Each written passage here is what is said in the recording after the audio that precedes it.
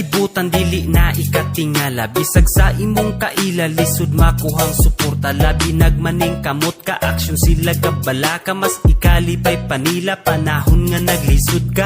Kung nga sinati nimo ay kabala ka amigo, bisag unsay imong gusto daghan yod ang kritiko. Padayon lang sa pag-abanti para sa imong mga plano, bisan pa kung birahon kas mga utok alimango. Karon kay bistado diha nimo mailhan, kay dili tanan nimong higala kay masaligan. Di tanan ang malipay makabot imong pangandoy, kinaiya nilang pangit sila ragi hapoy luoy. Padayon lang buhata ang makapalipay, pasag di nga sila manaway, kay ang suya makamatay.